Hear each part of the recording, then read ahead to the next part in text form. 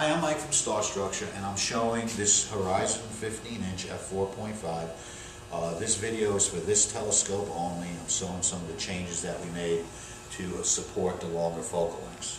One of the changes is a virtual counterweight system, and it uses this surgical tubing, okay, to simulate the weight to the mirror box. Alright, the virtual counterweight system uses two components. It has this surgical tubing that has these nylon ends on it, and then this rail that is welded into the rocker box. The rail has rollers that the surgical tubing will ride on, and basically all you have to do, the surgical tubing will come pre-length with the ends already on it. You install the surgical tubing through one roller like this, and then I'm going to bring it up the other side like this. Okay, now you can see here these slots that are angled. So what happens is the surgical tubing will go in one side like that. This will cross over and go to the other side.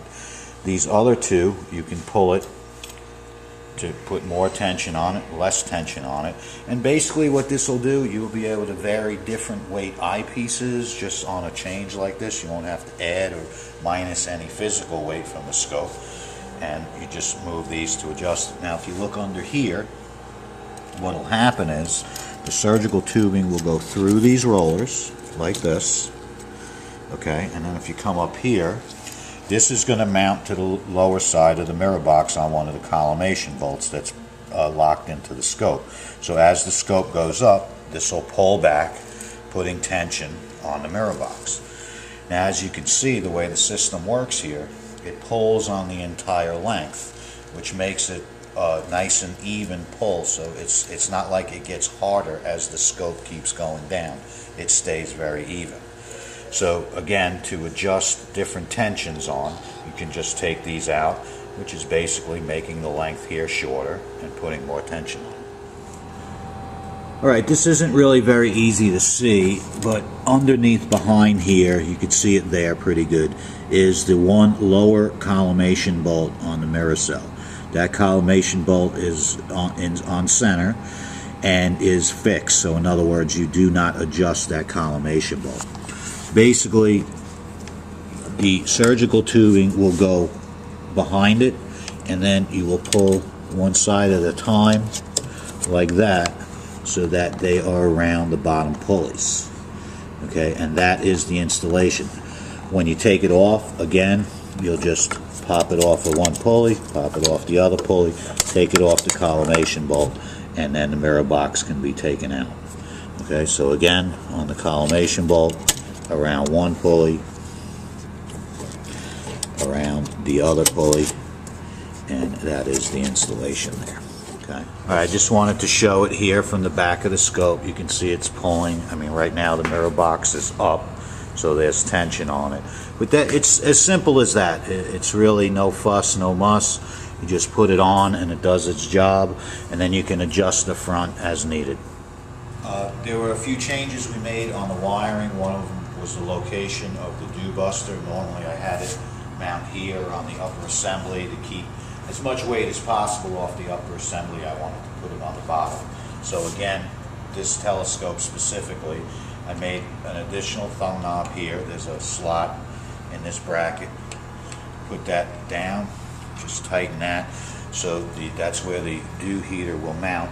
And then when you have the trusses on with the light shroud actually goes right here behind it, so it's exposed outside the light shroud.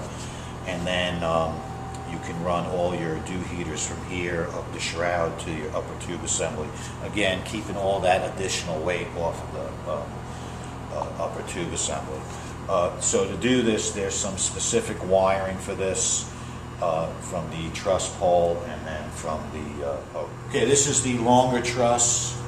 You know, for full assembly of the telescope, you want to refer to the other videos, because we're just going to show this on this video, which again is specific to the scope. This is the back truss. This has the wire coming out of it that connects the dew system to the dew heater in the secondary.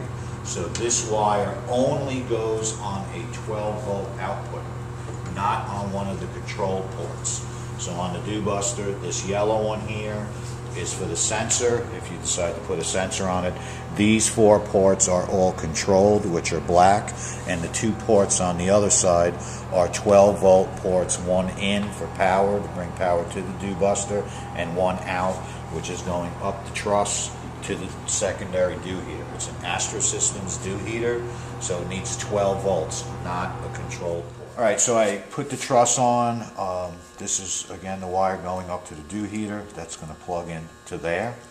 And then on the altitude encoder, I have another wire. This wire will bring the power from the rocker here to the dew system.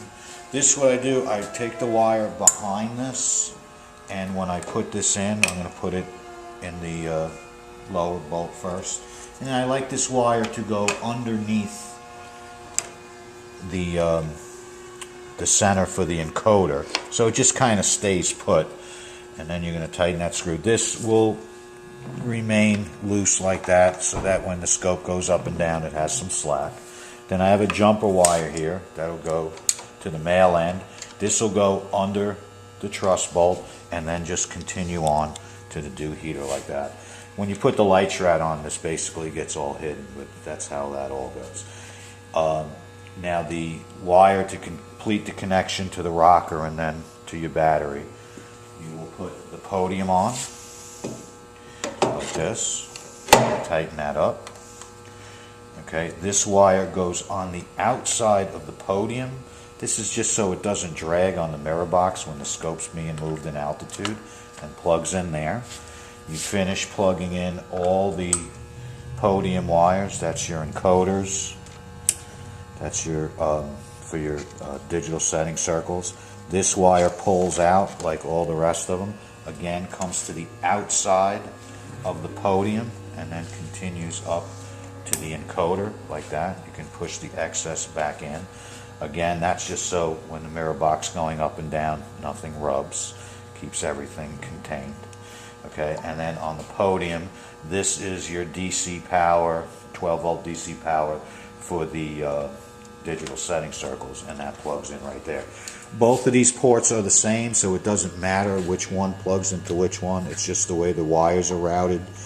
This is the specific way they plug in. And last but not least is the ServoCat hand controller, which goes into the HC port or hand control port, and then there's a little Velcro that goes right here. Okay, so that completes all the additional wiring that was done, again, specific to this telescope, so other horizons will not have this setup. Anyway, that should do it for the changes. Everything else, as far as assembling the scope, putting the trusses on, upper tube assembly, things like that, just follow the other videos for those instructions.